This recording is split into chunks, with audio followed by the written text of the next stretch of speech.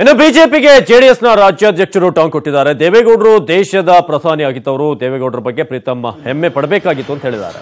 ದೇವೇಗೌಡರ ಬಗ್ಗೆ ಬಹಳ ಲಘುವಾಗಿ ಮಾತಾಡ್ತಿರ್ತಕ್ಕಂಥದ್ದು ಯಾರು ಮೆಚ್ಚುವಂಥದ್ದು. ಯಾಕೆಂತಂದ್ರೆ ದೇವೇಗೌಡರ ಬಗ್ಗೆ ಇಡೀ ಹಾಸನಲ್ಲ, ಇಡೀ ರಾಜ್ಯದಲ್ಲೇ ಭಾರತದ ಬಹಳ ಕಡೆಗಳಲ್ಲಿ ಅವ್ರಿಗೆ ಅಭಿಮಾನಿಗಳಿದೆ. ಹಾಗಾಗಿ ಹಾಸನದಲ್ಲಿ ಅವರ ಅಭಿಮಾನಿಗಳು ಒಂದ್ಸರಿ ಈಗ ಆಗ್ತದೆ, ಎಷ್ಟೋ ಸರಿ ಆಗಿದೆ. ಯಾರು ಅಲ್ಲ, ಬಿಜೆಪಿಯವರು ರಾಜ್ಯಪಾಲರಿಗಾರು ಕೊಟ್ಟಲ್ಲಿ, ರಾಷ್ಟ್ರಾಧ್ಯಕ್ಷರಿಗಾರು ಕೊಟ್ಟು ಯಾರಿಗೆ ಕೊಡಬೇಕಾದ್ರೆ ಅವ್ರಿಗೆ ಅಧಿಕಾರ ಇದೆ, ಹಕ್ಕಿದೆ, ಕೊಡಲಿ. That's not the question. But ದೇವೇಗೌಡರಂತ ಭಾಳ ಹಿರಿಯರಿಗೆ, ಅದು ಈ ರಾಜ್ಯದಲ್ಲಿ ದೇಶದಲ್ಲಿ ಎಲ್ಲರೂ ಕೂಡ ಗೌರವಿಸುವಂತಹ ಒಂದು ವ್ಯಕ್ತಿಗೆ ಬಹಳ ಲಘುವಾಗಿ ಮಾತಾಡಿರುವಂಥದ್ದನ್ನು ಬಿಜೆಪಿಯ ಹಿರಿಯ ನಾಯಕರುಗಳು ಕೂಡ ಇದನ್ನು ಖಂಡಿಸಬೇಕಾಗಿತ್ತು. ಖಂಡಿಸುವ ಬದಲು ಅವರನ್ನು ವಹಿಸ್ಕೊಂಡು ಮಾತಾಡೋದಾಗಲಿ, ಅವ್ರ ಪರವಾಗಿ ರಾಜ್ಯಪಾಲರ ತನಕ ಹೋಗೋದಂತಾಗಲಿ ರಾಜ್ಯ ರಾಜಕಾರಣಕ್ಕೆ ಶೋಭಾಯಮಾನವಲ್ಲ. ಮತ್ತು ಈಗಾಗಲೇ ನೋಡ್ತಾ ಇದ್ವಿ, ರಾಜಕಾರಣ ಕೆಟ್ಟು ಕೆರ ಹಿಡಿತಾ ಇದೆ. ಈ ಸಂದರ್ಭದಲ್ಲಿ ಅದನ್ನು ನಮ್ಮ ಬಿಜೆಪಿ ಹಿರಿಯ ನಾಯಕರುಗಳು ಬೇರೆ ರೀತಿ ಪರಿಗಣಿಸಬೇಕಾಗಿತ್ತು. ಇದೊಂದು ದುರಂತ ಅಂದರೂ ಕೂಡ ತಪ್ಪಾಗಲಾರದು. Thank you.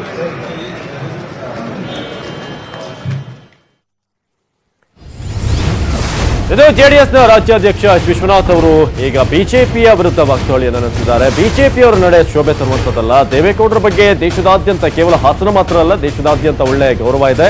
ಮಾಜಿ ಪ್ರಧಾನಿಗಳು, ಜೊತೆಗೆ ಕರ್ನಾಟಕದಿಂದ ಏಕೈಕ ಪ್ರಧಾನಮಂತ್ರಿ ಅನ್ನೋ ಒಂದು ಹೆಗ್ಗಳಿಕೆ ಅವರದ್ದು. ಅವರ ಬಗ್ಗೆ ಲಘುವಾಗಿ ಮಾತನಾಡಬಾರ್ದಿತ್ತು ಪ್ರೀತಮ್. ಸೆಕೆಂಡ್ ಆಗಿ ಹೇಳೋದಾದ್ರೆ, ಪ್ರೀತಮ್ ಅವರ ಬಗ್ಗೆ, ಅವರ ಮಾತಿನ ಬಗ್ಗೆ ಬಿಜೆಪಿಯ ಹಿರಿಯ ನಾಯಕರೇ ಖಂಡಿಸಬೇಕಾಗಿತ್ತು. ಆದ್ರೆ ಅದರ ಬದಲಾಗಿ ಅವರೇ ಅವರ ಪರವಾಗಿ ಡಿಫೆಂಡ್ ಮಾಡಿಕೊಂಡು ಈಗ ರಾಜ್ಯಪಾಲರಿಗೆ ದೂರನ್ನು ಕೊಟ್ಟಿದ್ದಾರೆ. ಅವರು ರಾಜ್ಯಪಾಲರಿಗಾದ್ರೂ ಕೊಡ್ಲಿ, ರಾಷ್ಟ್ರಾಧ್ಯಕ್ಷರಿಗಾದ್ರೂ ಕೊಡ್ಲಿ, ಅದು ಅವರಿಗೆ ಬಿಟ್ಟಿರುವಂಥದ್ದು. ಆದರೆ ದೇವೇಗೌಡರಂತ ವ್ಯಕ್ತಿಗೆ, ಅವರ ಹಿರಿಯ ರಾಜಕಾರಣಿಗೆ, ದೇಶದ ಪ್ರಮುಖವಾದಂಥ ಒಬ್ಬ, ಎಲ್ಲರೂ ಕೂಡ ಗೌರವ ಕೊಡುವಂತ ನಾಯಕನಿಗೆ ಈ ರೀತಿಯಾಗಿ ಮಾತನಾಡಬಾರ್ದಿತ್ತು ಅಂತ ಹೇಳಿದ್ದಾರೆ.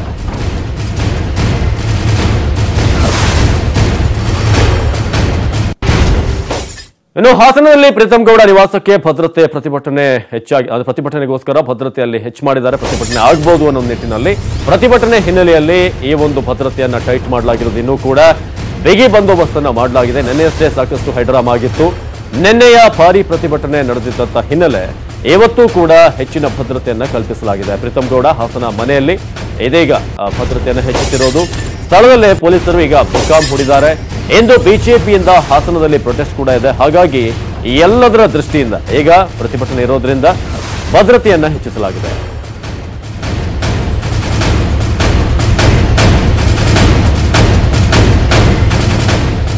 ಇನ್ನು ಹಾಸನದ ಬಿಜೆಪಿ ಶಾಸಕ ಪ್ರೀತಮ್ ಗೌಡ ಅವರ ನಿವಾಸದ ಆವರಣದಲ್ಲಿ ನಮ್ಮ ಪ್ರತಿನಿಧಿ ಅಶೋಕ್ ಒಂದು ವಾಕ್ಥ್ರೂ ನಡೆಸಿದ್ದಾರೆ. ಬನ್ನಿ ನೋಡ್ಕೊಂಡು ಬರೋಣ. ಪ್ರೀತಮ್ ಗೌಡರ ಮನೆಯ ಮುಂಭಾಗ ಜೆಡಿಎಸ್ ಮತ್ತು ಬಿಜೆಪಿ ಕಾರ್ಯಕರ್ತರ ಮಾರಾಮಾರಿ ವಿಚಾರಕ್ಕೆ ಸಂಬಂಧಪಟ್ಟಂತೆ ನಿನ್ನೆ ಬಿಜೆಪಿ ರಾಜ್ಯಾಧ್ಯಕ್ಷ ಯಡಿಯೂರಪ್ಪ ನೇತೃತ್ವದಲ್ಲಿ 19 ಜನರ ಶಾಸಕರ ತಂಡ ಭೇಟಿಯನ್ನು ನೀಡಿತು. ಆದರೆ ಇಂದು ಈ ರಾಜ್ಯಾದ್ಯಂತ ಪ್ರತಿಭಟನೆಗೆ ಬಿಜೆಪಿ ನಿರ್ಧಾರ ಆಗಿದೆ. ಜೊತೆಗೆ ಏನು ಹಾಸನದಲ್ಲೂ ಕೂಡ ಪ್ರತಿಭಟನೆಗೆ ಬಿಜೆಪಿ ಕಾರ್ಯಕರ್ತರು ಸಜ್ಜಾಗ್ತಿದ್ದಾರೆ. ನಾನೀಗ ಹಾಸನದ ಪ್ರೀತಮ್ ಗೌಡರ ಮನೆ ಮುಂಭಾಗ ಇದ್ದೇನೆ. ನಾನು ಹಿಂಭಾಗದಲ್ಲಿ ನೋಡ್ಬೋದು, ಇದು ಶಾಸಕ ಪ್ರೀತಮ್ ಗೌಡರ ಮನೆ. ಈ ಮನೆಗೆ ಈಗಾಗಲೇ ಬಿಗಿ ಪೊಲೀಸ್ ಬಂದೋಬಸ್ತನ್ನ ಏರ್ಪಡಿಸಲಾಗಿರುವಂತಹದ್ದು. ಒಂದು ಡಿಆರ್ ವಾಹನವನ್ನು ಇಲ್ಲೇ ಸ್ಥಳದಲ್ಲೇ ಬೀಡು ಬಿಟ್ಟು ಸುಮಾರು 10ಕ್ಕೂ ಹೆಚ್ಚು ಪೊಲೀಸ್ ಸಿಬ್ಬಂದಿಗಳು ಇಲ್ಲಿ ಮನೆಯ ಮುಂಭಾಗ ಇಲ್ಲಿ ಬಿಗಿ ಬಂದೋಬಸ್ತನ್ನು ಏರ್ಪಡಿಸುವಂತಹ ದೃಶ್ಯವನ್ನು ನಾವು ನೋಡೋಕೆ, ಒಂದು ಕೆಎಸ್ಆರ್ಪಿ ತುಕಡಿ, ಒಂದು ಡಿಆರ್ ತುಕಡಿ, 2 ವಾಹನಗಳು ಇಲ್ಲಿ ಮನೆಯ ಮುಂಭಾಗದಲ್ಲಿ ಪೊಲೀಸ್ ಬಿಗಿ ಭದ್ರತೆಯನ್ನು ಕಲ್ಪಿಸಲಾಗಿತ್ತು. ಆದರೆ ಇಂದು ಒಂದು ಕೆಎಸ್ಆರ್ಪಿ ತುಕಡಿ ವಾಹನ ಅಲ್ಲಿ ಮನೆಯ ಮುಂಭಾಗದಲ್ಲಿ ಇರುವಂತಹ ದೃಶ್ಯವನ್ನು ನಾವಿಲ್ಲಿ ಗಮನಿಸಬಹುದು. ಜೆಡಿಎಸ್ ಮತ್ತು ಬಿಜೆಪಿ ಕಾರ್ಯಕರ್ತರ ಗಲಾಟೆ ಪ್ರಕರಣ ರಾಜ್ಯಾದ್ಯಂತ ಒಂದು ತೀವ್ರತರವಾದಂತಹ ಒಂದು ಸ್ಫೋಟಗೊಂಡಿತ್ತು ಈ ವಿಚಾರ. ಅದರಿಂದಾಗಿ ಮತ್ತೆ ಯಾವುದೇ ಅಹಿತಕರ ಘಟನೆಗಳು ನಡೆಯಬಾರದು ಮತ್ತು ಯಾವುದೇ ಪುಂಡರು ಅಥವಾ ಜೆಡಿಎಸ್ನವರಾಗಿರ್ಬೋದು, ಬೇರೆ ಯಾರು ಕೂಡ ಮನೆ ಹತ್ರ ಸುಳಿಬಾರದು ಅನ್ನುವಂಥ ಉದ್ದೇಶದಿಂದ ಪೊಲೀಸ್ ಬಿಗಿ ಭದ್ರತೆಯನ್ನ ಇಲ್ಲಿ ಕಲ್ಪಿಸಲಾಗಿರುವಂತದ್ದು. ಮನೆ ಮುಂಭಾಗ ಸಂಪೂರ್ಣವಾಗಿ ಪೊಲೀಸ್ ಬಿಗಿ ಭದ್ರತೆಯನ್ನ ಕಲ್ಪಿಸಲಾಗಿದೆ. ಈ ಮನೆಯಲ್ಲೂ ಕೂಡ ಕೆಲ ಕಾರ್ಯಕರ್ತರು ಬಂದು ಅವರ ಶಾಸಕ ಪ್ರೀತಮ್ ಗೌಡರ ತಂದೆ ಮತ್ತು ತಾಯಿಯನ್ನ ಅವ್ರನ್ನ ಮೀಟ್ ಮಾಡಿ ಅವರ ಕುಶಲೋಪರಿಯನ್ನ ವಿಚಾರಿಸಿ ಹೋಗ್ತಿದ್ದಾರೆ. ಬಿಜೆಪಿ ಕಾರ್ಯಕರ್ತರು ಹಾಸನದ ಹೇಮಾವತಿ ಪ್ರತಿಮೆ ಮುಂಭಾಗ ಪ್ರತಿಭಟನೆಯನ್ನ ಮಾಡ್ತಾರೆ. ನನ್ನ ಜೊತೆ ಮಾತಾಡ್ಲಿಕ್ಕೆ ಈಗ ಬಿಜೆಪಿಯ ವಕ್ತಾರ ವೇಣುಗೋಪಾಲ್ ಇದ್ದಾರೆ. ಸರ್, ಈಗ ಎಷ್ಟೊತ್ತಿಗೆ ನೀವು ಪ್ರತಿಭಟನೆಯನ್ನು ಮಾಡ್ತೀರಿ, ಏನು? ಸರ್, ಅದೇ ಈ ಘಟನೆಯನ್ನ ಖಂಡಿಸಿ ರಾಜ್ಯಾದ್ಯಂತ ಏನು ಒಂದು ಕರೆ ಕೊಟ್ಟಿದ್ದಾರೆ, ಪ್ರತಿಭಟನೆ ಮಾಡೋ ಕರೆ ಕೊಟ್ಟಿದ್ದಾರೆ. ಆ ನಿಟ್ಟಿನಲ್ಲಿ ಹಾಸನದಲ್ಲೂ ಸಹ ಇಂದು ಬೆಳಿಗ್ಗೆ ಸರಿಯಾಗಿ 11:30ಗೆ ನಾವು ಹೇಮಾವತಿ ಪ್ರತಿಮೆಯಿಂದ NR ಸರ್ಕಲ್ಗೆ ಹೋಗಿ ಅಲ್ಲಿ ಸುಮಾರು ಅರ್ಧ ತಾಸಿಗೂ ಹೆಚ್ಚು ರಸ್ತೆ ತಡೆಯನ್ನು ಮಾಡಿ ನಂತರ DC ಕಚೇರಿಗೆ ಹೋಗಿ ಅವರಿಗೆ ಮನವಿ ಪತ್ರವನ್ನು ಕೊಡ್ತೀವಿ ಸರ್. ಈ ಪ್ರತಿಭಟನೆಯಲ್ಲಿ ಸುಮಾರು 2,000 to 3,000 ಜನ ಪ್ರೀತಮ್ ಗೌಡ ಅವರ ಬೆಂಬಲಿಗರು ಹಾಗೂ ಪಕ್ಷದ ಕಾರ್ಯಕರ್ತರು ಇದರಲ್ಲಿ ಭಾಗವಹಿಸಿ ಈ ಪ್ರತಿಭಟನೆಯನ್ನು ಯಶಸ್ವಿಗೊಳಿಸಲಿದ್ದಾರೆ ಸರ್. ಈಗ ಅವರು ರಾಹುಲ್ ಕಿಣಿ ಅವರು ಎಲ್ಲಿದ್ದಾರೆ ಅಂತ ಮಾಹಿತಿ ಇದೆಯಾ? ಅವರು ಬೆಂಗಳೂರಲ್ಲಿ ರಾತ್ರಿ 12:30ಕ್ಕೆ ಬೆಂಗಳೂರಿಗೆ ರವಾನೆ ಆಗಿದೆ, ಸ್ಥಳಾಂತರ ಮಾಡಲಾಗಿದೆ. ಎಲ್ಲಿದ್ದಾರೆ, ಏನು? ಸರ್, ಏನಾಗಿದೆ, ಅವರು ರಾಹುಲ್ ಕಿಣಿ ಅವರ ಜೊತೆ ಅವ್ರ ತಂದೆ ತಾಯಿಯವರು ಹೋಗಿದ್ದಾರೆ. ನಿನ್ನೆ ರಾತ್ರಿ ಅವರು ಹೊರಟಿದ್ದಾರೆ. ಈಗ ಹೊರಟಾಗ ನಾವು ಬೆಂಗಳೂರಲ್ಲಿ ಮೊದಲನೇದಾಗಿ ವಿಕ್ರಮ್ ಆಸ್ಪತ್ರೆ ಅಂತ ಹೇಳಿದರು. ನಂತರ ಅವರ ಮೊಬೈಲು ಸ್ವಿಚ್ ಆಫ್ ಆಗಿದೆ. ಹಾಗಾಗಿ ಅವರು ಯಾವ ಹಾಸ್ಪಿಟಲಲ್ಲಿ ಅವರು ದಾಖಲಾಗಿದ್ದಾರೆ ಅನ್ನೋದು ನಮ್ಗೆ ಇನ್ನೂ ಮಾಹಿತಿ ಸಿಕ್ಕಿಲ್ಲ. ಸಿಕ್ಕೂಡನೆ ನಾನು ನಿಮಗೆ ತಿಳಿಸ್ತೀನಿ ಸರ್. ಈಗ ಅವ್ರಿಗೆ ಈಗ ಸ್ಕ್ಯಾನನ್ನು ಮಾಡಿದ್ದಾರೆ, ವೈದ್ಯರು ಏನಂತ ಹೇಳಿದ್ರೆ, ಎಲ್ಲಿಗೆ ಏಟಾಗಿದೆ, ಏನು ಜಾಸ್ತಿ ಏಟಾಗಿದೆ, ಏನು ಸರ್? ಸರ್, ಏನಾಗಿದೆ, ಕಣ್ಣಿಗೆ ಏಟಾದಾಗ ಇಲ್ಲಿ ಹಾಸನದ ಸರ್ಕಾರಿ ಆಸ್ಪತ್ರೆಯಲ್ಲಿ ಸ್ಕ್ಯಾನಿಂಗ್ ಮಾಡಿದ ನಂತರ ಸ್ಕ್ಯಾನಿಂಗ್ ರಿಪೋರ್ಟಲ್ಲಿ ಸ್ಕಲ್ ಫ್ರ್ಯಾಕ್ಚರ್ ಆಗಿದೆ ಅಂತ ಬಂದಿದೆ. ಹಾಗಾಗಿ ಇದೊಂದು ತೀವ್ರತರವಾದ ಒಂದು ಗಾಯವಾಗಿರೋದ್ರಿಂದ ಇದನ್ನ ಹೆಚ್ಚಿನ ಚಿಕಿತ್ಸೆಗಾಗಿ ಬೆಂಗಳೂರಿಗೆ ರವಾನಿಸಲಾಗಿದೆ ಸರ್. ಇದು ಬಿಜೆಪಿಯ ವಕ್ತಾರರ ಮಾತಾಗಿರುವಂತಹದ್ದು. ಒಟ್ಟಾರೆಯಾಗಿ ಹಾಸನದ ವಿದ್ಯಾನಗರದಲ್ಲಿರುವಂತಹ ಶಾಸಕ ಪ್ರೀತಮ್ ಗೌಡರ ಮನೆಗೆ ಸಂಪೂರ್ಣವಾಗಿ ಬಿಗಿ ಪೊಲೀಸ್ ವ್ಯವಸ್ಥೆಯನ್ನು ಮಾಡಲಾಗಿದೆ. ಜೊತೆಗೆ ಈಗ ಸುಮಾರು ಇನ್ನು ಅರ್ಧ ಗಂಟೆಯ ನಂತರ ಬಿಜೆಪಿ ಕಾರ್ಯಕರ್ತರೆಲ್ಲರೂ ಕೂಡ ಹಾಸನದ ಹೇಮಾವತಿ ಪ್ರತಿಮೆ ಮುಂಭಾಗ ಸೇರಿ ಪ್ರತಿಭಟನೆಯನ್ನ ಮಾಡಿ NR ವೃತ್ತದಲ್ಲಿ ರಸ್ತೆ ತಡೆಯನ್ನ ಮಾಡಲಿದ್ದಾರೆ. ಕ್ಯಾಮ್ರಾ ಪರ್ಸನ್ ನಂಬಿಕಾ ಪ್ರಸಾದ್ ಜೊತೆ ಅಶೋಕ್, ನ್ಯೂಸ್ 18 ಕನ್ನಡ, ಹಾಸನ. ರಮೇಶ್ ಜಾರಕಿಹೊಳಿ ನಿವಾಸಕ್ಕೆ ಪ್ರಸಾನಂದಪುರಿ ಶ್ರೀಗಳು ಅಲ್ಲಿ ಬಂದಿದ್ದಾರೆ. ಪ್ರಸಾನಂದಪುರಿ ರಾಜನಹಳ್ಳಿ ವಾಲ್ಮೀಕಿ ಪೀಠಾಧಿಪತಿ ಅವರು ಬಂದಿರುವಂತದ್ದು. ರಮೇಶ್ ಜಾರಕಿಹೊಳಿ ಶ್ರೀಗಳ ನಡುವೆ ಗಂಭೀರವಾದಂತಹ ಚರ್ಚೆ ಆಗಿದೆ. ರಮೇಶ್ ಜಾರಕಿಹೊಳಿ ನಿವಾಸಕ್ಕೆ ಪ್ರಸಾನಂದಪುರಿ ಶ್ರೀಗಳು ಬಂದಿರೋದು. ರಾಜನಹಳ್ಳಿ ವಾಲ್ಮೀಕಿ ಪೀಠಾಧಿಪತಿಗಳು ಅವರು ಬಂದು ಗಂಭೀರವಾದಂತಹ ಚರ್ಚೆಯನ್ನ ನಡೆಸಿದ್ದಾರೆ. ಈ ಹಿಂದೆ ಸತೀಶ್ ರಮೇಶ್ ಜಾರಕಿಹೊಳಿ ಒಟ್ಟುಗೂಡಿಸಿದಂಥದ್ದು ಇದೇ ಶ್ರೀಗಳು. ಅವರು ಬಂದು ಮಾತನಾಡಿದ್ದಾರೆ. ಏನು ಮುಂಬೈನ ವಾಸ್ತವ್ಯದ ನಂತರ ವಾಪಸ್ಸಾಗಿದ್ರು. ಇವತ್ತು ಅವರ ನಿವಾಸಕ್ಕೆ ಬಂದಿರುವುದು ಶ್ರೀಗಳು. ಸತೀಶ್ ಜಾರಕಿಹೊಳಿ ಮತ್ತು ರಮೇಶ್ ನಡುವೆ ಒಂದಷ್ಟು ಭಿನ್ನಾಭಿಪ್ರಾಯ ಇತ್ತು ಸಹೋದರರ ನಡುವೆ. ಅದನ್ನ ಕಾಂಪ್ರಮೈಸ್ ಮಾಡಿದ್ದು ವಾಲ್ಮೀಕಿ ಶ್ರೀಗಳೇ. ಹೆಬ್ಬಾಳ್ಕರ್ ವಿಚಾರದಲ್ಲಿ ಇಬ್ಬರ ಸಂಧಾನವನ್ನ ಮಾಡಿದ್ರು. ನಂತರ ಇಬ್ಬರು ಕೂಡ ಸಹೋದರರು ಒಂದಾಗಿದ್ರು. ಈಗ ಮತ್ತೆ ಅವರು ಬಂದಿರೋದು ರಮೇಶ್ ಜಾರಕಿಹೊಳಿ ಮನೆಗೆ. ಮಹೇಶ್ ಕುಮಟಳ್ಳಿ ಕೂಡ ಭೇಟಿಯನ್ನು ಕೊಟ್ಟಿದ್ದಾರೆ. ಮಹೇಶ್ ಕುಮಟಳ್ಳಿ ಅಥಣಿಯ ಕಾಂಗ್ರೆಸ್ ಶಾಸಕ, ನಿಮಗೆಲ್ಲ ಗೊತ್ತಿರೋ ಹಾಗೆ ಅತೃಪ್ತರ ಒಂದು ಗುಂಪಿನಲ್ಲಿ ಅವರು ಕೂಡ ಇದ್ರು. ಮುಂದಿನ ನಡೆ ಬಗ್ಗೆ ಉಭಯ ನಾಯಕರ ಸಮಾಲೋಚನೆ, ಯಾವ ರೀತಿಯಾಗಿ ಮುನ್ನಡಿಬೇಕು, ರಾಜೀನಾಮೆ ಕೊಡುವಂತಹ ವಿಚಾರ ಇರಬಹುದು ಅಥವಾ ಸ್ಥಾನಮಾನ ಅಸಮಾಧಾನದ ಒಂದು ವಿಚಾರದಲ್ಲಿ ಕಾಂಗ್ರೆಸ್ ಅವರ ಜೊತೆ ಮಾತಾಡಬೇಕಾ, ಇನ್ನೂ ಕಡಿಮೆ ಆಗಿಲ್ವಾ ರಮೇಶ್ ಜಾರಕಿಹೊಳಿ ಅವರ ಸ್ಥಿತಿ, ಇದು ಬಹಳ ಪ್ರಮುಖವಾದಂಥದ್ದು. ಇನ್ನೂ ಕೂಡ ಅವರು ಸಮಾಧಾನ ಆಗಿದ್ದಾರೋ ಅಥವಾ ಕೇವಲ ಒಂದು ರೀತಿಯಾಗಿ ವೆಪ್ ಮತ್ತು ಅನರ್ಹತೆ ವಿಚಾರ ಇತ್ತು, ಅದಕ್ಕೋಸ್ಕರ ಹೆದರಿ ಏನಾದರೂ ಬಂದ್ರ ಅನ್ನೋದು. ಈಗ ನೋಡ್ತಾ ಇದ್ದೀರಿ, ಮಹೇಶ್ ಕುಮಟಳ್ಳಿ ಅವರು ಅವರ ನಿವಾಸಕ್ಕೆ ಹೋಗ್ತಿರುವಂತದ್ದನ್ನ, ರಮೇಶ್ ಅವರ ನಿವಾಸಕ್ಕೆ ಪ್ರಸಾನಂದಪುರಿ ಶ್ರೀಗಳು ಬಂದಿರುವಂತದ್ದು. ಸತೀಶ್ ರಮೇಶ್ ಜಾರಕಿಹೊಳಿ ಅವರ ನಡುವೆ ಒಂದಷ್ಟು ಮನಸ್ತಾಪ ಆಯಿತು, ಭಿನ್ನಾಭಿಪ್ರಾಯ ಇತ್ತು ಲಕ್ಷ್ಮೀ ಹೆಬ್ಬಾಳ್ಕರ್ ಅವರ ವಿಚಾರದಲ್ಲಿ. ನಂತರ ಇಬ್ಬರನ್ನು ಕೂಡ ಕರೆಸಿ, ಅಂದ್ರೆ ಇಬ್ಬರ ಬಳಿ ಹೋಗಿ ಮಾತನಾಡಿ ಒಂದು ಸಮಾಧಾನ ಮಾಡಿದ್ರು, ಕಾಂಪ್ರಮೈಸ್ ಮಾಡಿದ್ರು. ಇದೀಗ ಅವರು ಮತ್ತೊಮ್ಮೆ ಬಂದಿದ್ದಾರೆ.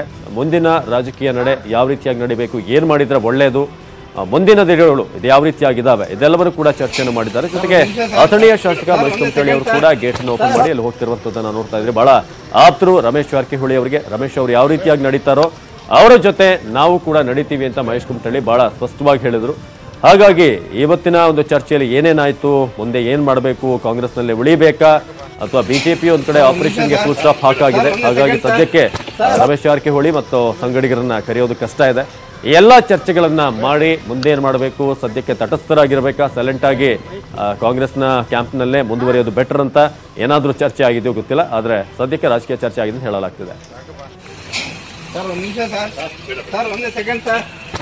ಮಂಜು ಆರ್ಯ ಹೆಚ್ಚಿನ ಮಾಹಿತಿಯನ್ನು ನೀಡ್ತಾರೆ. ಮಂಜು ಆರ್ಯ, ಇವತ್ತು ಶ್ರೀಗಳು ಭೇಟಿ ಕೊಟ್ಟಿದ್ದಾರೆ ಅಂತ ರಮೇಶ್ ಅವರ ನಿವಾಸಕ್ಕೆ ಎಷ್ಟೊತ್ತಿಗೆ ಬಂದ್ರು, ಮತ್ತೆ ಮಹೇಶ್ ಕುಮಟಳ್ಳಿ ಅವರು ಕೂಡ ಎಷ್ಟೊತ್ತಿಗೆ ಬಂದ್ರು, ಏನಾಯ್ತು ಅಂತ ಅಲ್ಲಿ? ಹೌದು ಅವಿನಾಶ್, ರಮೇಶ್ ಜಾರಕಿಹೊಳಿ ಇರುವಂತಹ ನಿವಾಸಕ್ಕೆ ಈಗಾಗಲೇ ಪ್ರಸನ್ನಾನಂದಪುರಿ ಶ್ರೀಗಳು ಕೂಡ ಅಷ್ಟೇ ಆಗಮಿಸಿದ್ರು. ಅವರು ಕೂಡ ಸುಮಾರು 2 ಗಂಟೆಗಳ ಕಾಲ ರಮೇಶ್ ಜಾರಕಿಹೊಳಿಗೆ ಚರ್ಚೆಯನ್ನು ಕೂಡ ಮಾಡಿಸಿದ್ರು. ಈ ಒಂದು ಚರ್ಚೆ ಆಗ್ತಿದ್ದಂತಹ ಸಂದರ್ಭದಲ್ಲಿ ಏನು ಶಾಸಕ ಆಗಿರುವಂತಹ ಮಹೇಶ್ ಕುಮಟಳ್ಳಿ ಕೂಡ ಅಷ್ಟೇ ಬಂದ್ರು. ಒಟ್ಟಾರೆಯಾಗಿ ಮೂವರು ಕೂಡ ಅಷ್ಟೇ ಕೂತು ಸುಮಾರು 1.5 ಇಂದ 2 ಗಂಟೆಗಳ ಕಾಲ ಚರ್ಚೆಯನ್ನು ನಡೆಸಿದ್ರು. ಜೊತೆಗೆ ಮುಂದೆ ನಾವ್ ಏನ್ ಮಾಡ್ಬೇಕು, ಯಾವ ರೀತಿ ಅಂತ ಒಂದು ಸ್ಟೆಪ್ ತಗೊಳ್ಬೇಕು, ಒಂದ್ ವೇಳೆ ನಾವು ಅತೃಪ್ತರೆಲ್ಲರೂ ಕೂಡ ಅಷ್ಟೇ ಸೇರಿ ಒಂದೇ ಸರಿ ರಾಜೀನಾಮೆ ಕೊಡೋದ ಅಥವಾ ಹಂತವಾಗಿ ರಾಜೀನಾಮೆ ಕೊಡೋದ ಏನಂತ ಪ್ರತಿಯೊಂದನ್ನು ಕೂಡ ಅಷ್ಟೇ ಕೂತು ಇವ ಶ್ರೀಗಳ ಜೊತೆ ಕೂಡ ಅಷ್ಟೇ ಚರ್ಚೆಯನ್ನು ಕೂಡ ಮಾಡ್ತಿದ್ರು. ಯಾಕಂದ್ರೆ ಹಿಂದೆ ಕೂಡ ರಮೇಶ್ ಜಾರಕಿಹೊಳಿ ಮತ್ತು ಸತೀಶ್ ಜಾರಕಿಹೊಳಿ ಕೂಡ ನಡುವೆ ಭಿನ್ನಾಭಿಪ್ರಾಯ ಇದ್ದಂತಹ ಸಮಯದಲ್ಲೂ ಕೂಡ ಅಷ್ಟೇ ಇದೇ ಪ್ರಸನ್ನಾನಂದಪುರಿ ಸ್ವಾಮೀಜಿಯವರೇ ಮಧ್ಯಪ್ರವೇಶ ಮಾಡಿ ಅವರಿಬ್ಬರ ನಡುವೆ ಸಮಾಧಾನವನ್ನು ಕೂಡ ಮಾಡಿದ್ರು. ಅದಷ್ಟೇ ಅಲ್ಲದೇನು ಹೆಬ್ಬಾಳ್ಕರ್ ಮತ್ತು ಈ ಒಂದು ರಮೇಶ್ ಜಾರಕಿಹೊಳಿಯ ನಡುವೆ ಭಿನ್ನಾಭಿಪ್ರಾಯದ ಸಮಯದಲ್ಲೂ ಕೂಡ ಅಷ್ಟೇ ಇದೇ ಸ್ವಾಮೀಜಿಯವರು ಮಧ್ಯಪ್ರವೇಶನ ಮಾಡಿ ಅವರ ಒಂದು ಸಮಾಧಾನ ಮಾಡಿದ್ರು. ಇದೆಲ್ಲವನ್ನು ನೋಡ್ತಾ ಇದ್ದಂತಹ ಪಕ್ಷದಲ್ಲಿ ಬಹುತೇಕ ಶ್ರೀಗಳು ಯಾವ ಒಂದು ಕಾರಣಕ್ಕೇನು ರಮೇಶ್ ಜಾರಕಿಹೊಳಿ ನಡುವೆ ಒಂದು ಸಂಧಾನವನ್ನ ಮಾಡಿದ್ರು. ಒಂದು ವೇಳೆ ಏನಾದ್ರು ಸರ್ಕಾರದ ಜೊತೆ ಕೈ ಜೋಡಿಸುವಂತೆ ಏನಾದ್ರು ಸಂಧಾನವನ್ನ ಮಾಡಿದ್ರ ಅಥವಾ ಚರ್ಚೆಯನ್ನ ನಡೆಸಿದ್ರ ಅಥವಾ ಮುಂದೆ ನೀವೇನಾದ್ರೂ ರಿಸೈನ್ ಮಾಡಿದ್ರೆ ಮುಂದೆ ನೀವು ಯಾವ ಸ್ಟೆಪ್ ತಗೊಳ್ಬೇಕು ಏನು ಅನ್ನೋದ್ರ ಬಗ್ಗೆ ಏನಾದ್ರು ಚರ್ಚೆ ನಡೆಸಿರುವಂತಹ ಸಾಕಷ್ಟು ಅನುಮಾನಗಳು ಕೂಡ ಕಾಡ್ತಿರುವಂತದ್ದು. ಸುಮಾರು 2 ಗಂಟೆಗಳ ಕಾಲ ರಮೇಶ್ ಜಾರಕಿಹೊಳಿಯ ಒಂದು ನಿವಾಸದಲ್ಲಿ ಚರ್ಚೆಯನ್ನ ಮಾಡಿದಂತಹ ಬಳಿಕ ಶ್ರೀಗಳು ಕೂಡ ಹೊರ ಬಂದ್ರು. ಆದ್ರೆ ಮಾಧ್ಯಮದವರಿಗೆ ಯಾವುದೇ ರೀತಿಯಂತ ಪ್ರತಿಕ್ರಿಯೆಯನ್ನು ಕೂಡ ಶ್ರೀಗಳು ನೀಡಿದ ಹೊರಟಂತ ನೆಲೆಯಲ್ಲಿ ಏನೆಲ್ಲ ಚರ್ಚೆಗಳಾಗಿರ್ಬಹುದು ಅನ್ನುವಂತಹ ಸಾಕಷ್ಟು ಅನುಮಾನಗಳು ಕೂಡ ಈ ಒಂದು ಸಂದರ್ಭದಲ್ಲಿ ಎಡೆ ಮಾಡಿಕೊಡ್ತಿರುವಂತಹದ್ದು. ಧನ್ಯವಾದ ಮಾಹಿತಿಗಾಗಿ ಮಂಜುನಾಥ್.